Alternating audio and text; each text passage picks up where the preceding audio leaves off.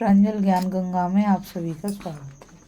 कल हमने कथा में अभिमन्यु के साथ उत्तरा के विवाह को पढ़ा था और मैंने ये भी बताया कि विराट पर्व समाप्त हो चुका था। आज हम संक्षिप्त महाभारत में उद्योग पर्व को पढ़ेंगे। विराट नगर में पांडव पक्ष के नेताओं का परामर्श, सैन्य संग्रह का उद्योग तथा राजा द्रुपद का धृतराष्ट्र के पास दूत भेजना की कथा को पढ़ेंगे। तो चलिए आज से हम और आप उद्योग पर्व में प्रवेश करते हैं।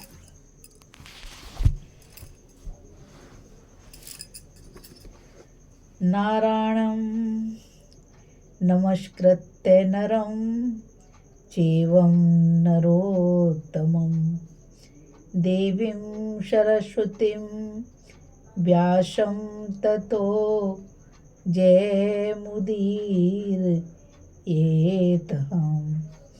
अंतर्यामी नारायण स्वरूप भगवान श्री कृष्ण, उनके सखा नवरत्न अर्जुन, उनकी लीला प्रकट करने वाली भगवती सरस्वती और उसके वक्ता भगवान व्यास को नमस्कार करके आसुरी संपत्तियों का नाश करके अंतकरण पर विजय प्राप्त कराने वाले महाभारत ग्रंथ का पाठ करना चाहिए।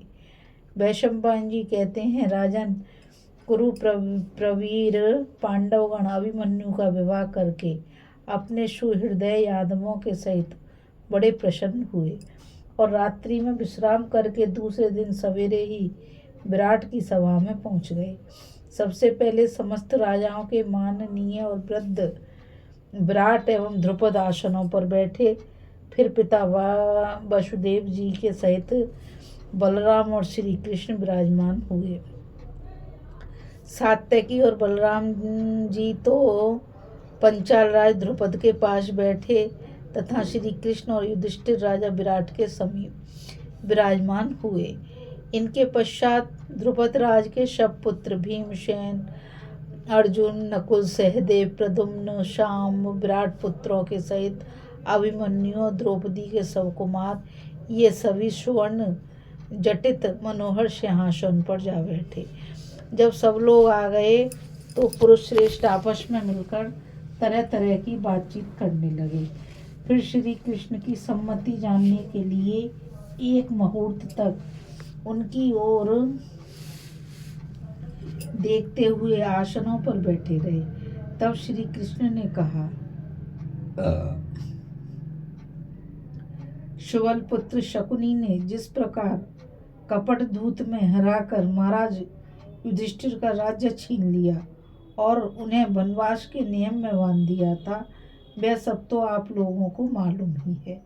पांडव लोग उस समय भी अपना राज्य लेने में समर्थ थे, परंतु वे सत्यनिष्ठ थे, इसलिए उन्होंने 13 वर्ष तक उस कठोर नियम का पालन किया। अब पांडव लोग ऐसा उपाय सोचें जो कौरव और पांडवों के लिए धर्मानुकूल और कीर्तिकार हो, क्योंकि अधर्म के द्वारा तो धर्मराज युधिष्ठिर देवताओं का राज्य भी नहीं लेना चाहेंगे। हाँ, धर्म और अर्थ से युक्त हो तो इन्हें एक गांव का आधिपत्य स्वीकार करने में भी कोई आपत्ति नहीं होगी।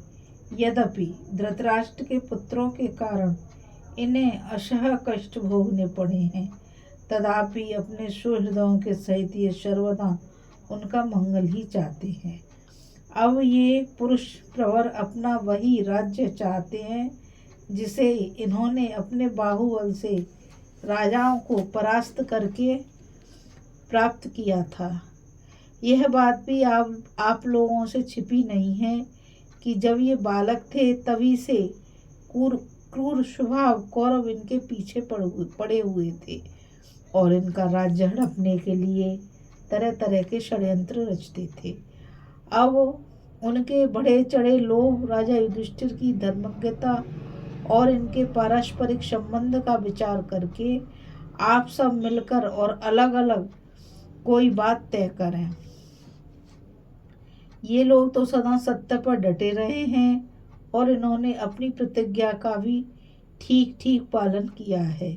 इसलिए यदि अब धृतराष्ट्र के पुत्र अन्याय करेंगे तो ये उन्हें मार डालेंगे और इस काम में उनका अन्याय देखकर इनके सुहृदय गण भी उनका मुकाबला करेंगे। किंतु अभी तक हमें ठीक ठीक दुर्योधन के विचार का भी पता नहीं है कि वे क्या करना चाहता है, और दूसरी ओर का विचार जाने बिना आप किसी कर्तव्य का निश्चय भी कैसे कर सकते हैं।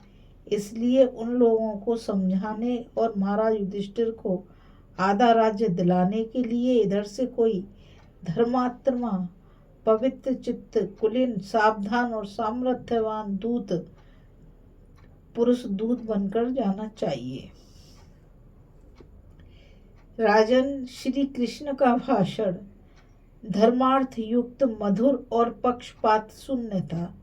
बलराम जी ने उसकी बड़ी प्रशंसा की और फिर इस प्रकार कहना आरंभ किया। आपने श्री कृष्ण का धर्म और अर्थ के अनुकूल भाषण सुना। वह जैसा धर्मराज के लिए हितकर है वैसा ही कुरुराज दुर्योधन के लिए भी है। वीर कुंती पुत्र आधा राज्य कौरवों के लिए छोड़कर शेष आधे के लिए ही प्रयत्न करना चाहते हैं। अतः यदि दुर्योधन आधा राज्य दे दे तो बड़े आनंद में रह सकते हैं। अतः यदि दुर्योधन का विचार जानने और उसे युधिष्ठिर का संदेश सुनाने के लिए कोई दूत भेजा जाए और इस प्रकार कौरव पांडवों का निपटारा हो जाए तो मुझे बड़ी प्रसन्नता होगी। वहां जो दूत जाए उसे जिस समय सभा में कुरुश्रेष्ठ, भीष्म, धृतराष्ट्र, द्रोण, अश्वत्थामा, विदुर, कृपाचार्य, शकुनी, कर्ण तथा शस्त्र और शास्त्रों में पारंगत दूसरे धृतराष्ट्र पुत्र उपस्थित हो और जब सब वयोवृद्ध एवं विद्यावृद्ध पुरवासी भी वहां आ जाएं, तब उन्हें प्रणाम करके राजा युधिष्ठिर का कार्य सिद्ध करने वाला वचन कहना चाहिए। किसी भी अवस्था में कौरवों को कुपित नहीं करना चाहिए। उन्होंने सबल होकर ही इनका धन छीना था। युधिष्ठिर की जुए में आसक्ति थी और अपने प्रिय दूत का आश्रय लेने पर ही इन्होंने इनका राज्य हरण किया था। यदि शकुनी ने इन्हें जुए में हरा दिया तो इसमें उसका कोई अपराध नहीं कहा जा सकता। बलराम जी की यह बात सुनकर सात्यकी एक साथ तड़क कर खड़ा हो गया और उनके भाषण की बहुत निंदा करते हुए इस प्रकार कहने लगा। पुरुष का जैसा चित्त होता है वैसी ही वह बात भी कहता है। आप भी जैसा हृदय है वैसी ही बात कह रहे हैं। संसार में शूरवीर भी होते हैं और कायर भी। लोगों में ये दोनों पक्ष पूरी तरह से देखे जाते हैं। यह ठीक है कि धर्मराज जुआ खेलना नहीं जानते थे और शकुनी इस क्रिया में पारंगत था, किंतु उनकी उसमें श्रद्धा नहीं थी। ऐसी स्थिति में यदि उसने इन्हें जुए के लिए निमंत्रित करके जीत लिया तो उसकी इस जीत को धर्मानुकूल कैसे कह सकते हैं।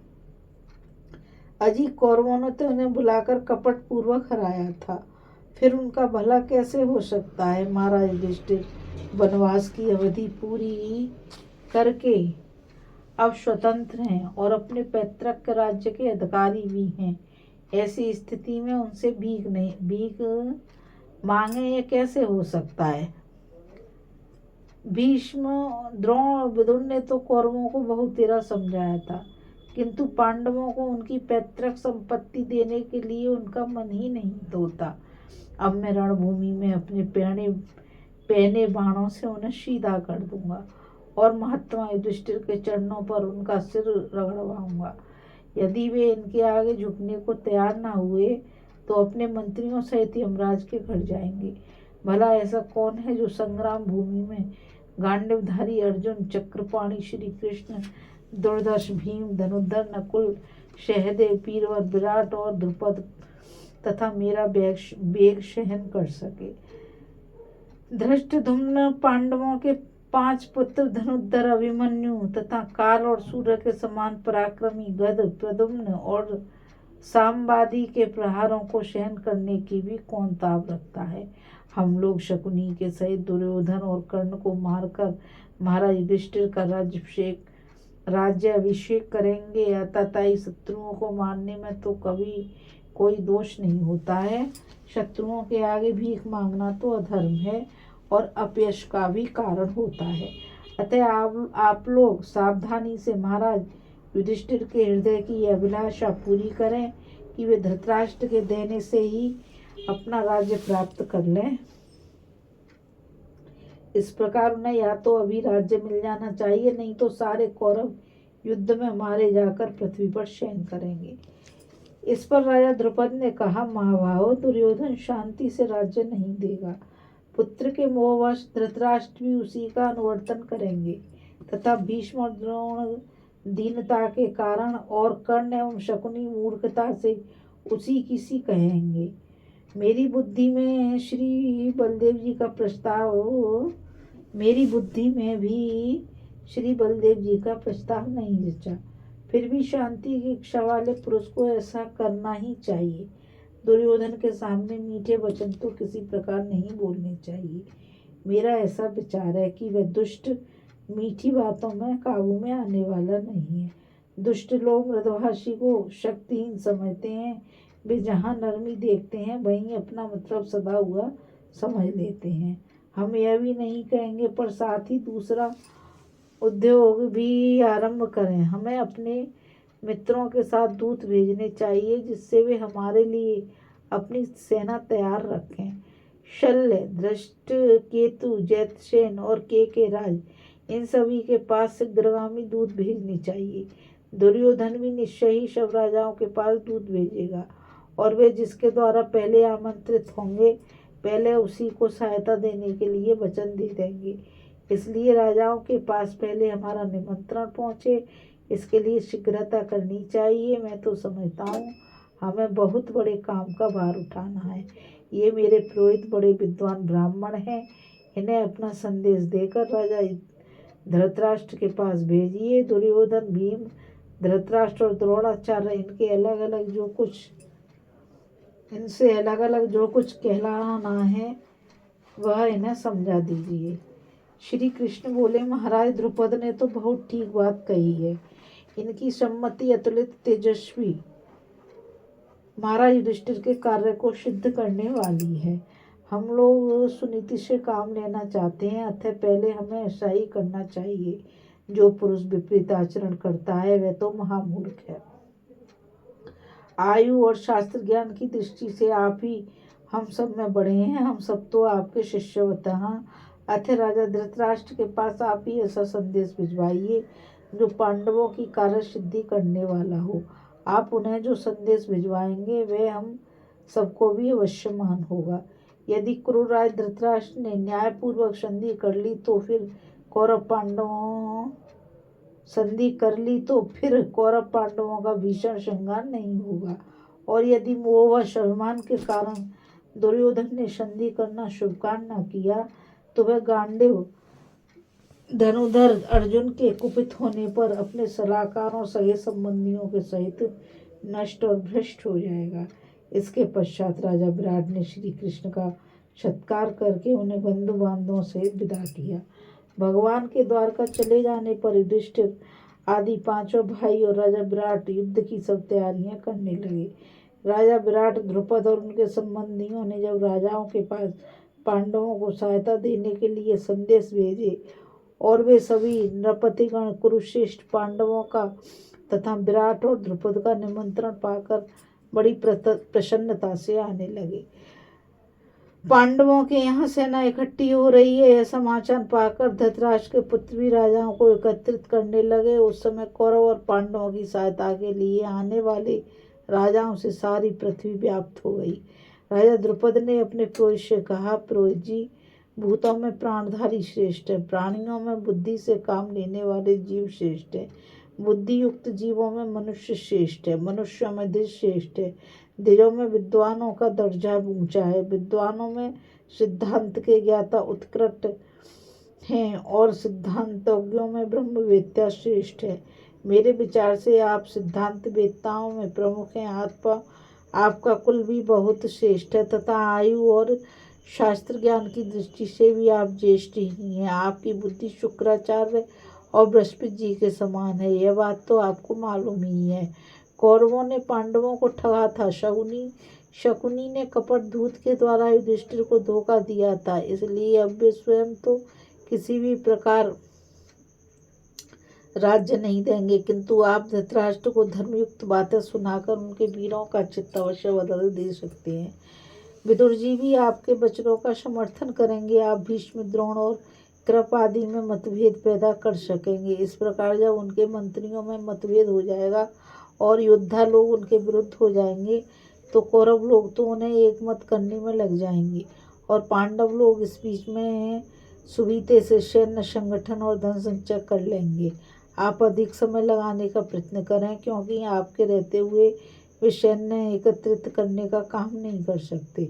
ऐसा भी संभव है कि आपकी संगति से धृतराष्ट्र आपकी धर्मानुकूल बात मान ले। आप धर्मनिष्ठ हैं, अतः मेरा विश्वास है कि उनके साथ धर्मानुकूल आचरण करके कृपालु पुरुषों के आगे पांडवों के कलेशों की बात कहकर और बड़े बूढ़ों के आगे पूर्व पुरुषों के बढ़ते हुए धर्मकुल की चर्चा चलाकर आप उनके चित्तों को बदल देंगे। अतः आप युधिष्ठिर की कार्य सिद्धि के लिए पुष्य नक्षत्र और विजय मुहूर्त में प्रस्थान करेंगे। द्रौपदी के इस प्रकार समझाने पर उनके सदाचार संपन्न और अर्थनीति विशारद पुरोहित पांडवों का हित करने के उद्देश्य से अपने शिष्यों सहित हस्तिनापुर चल दिए।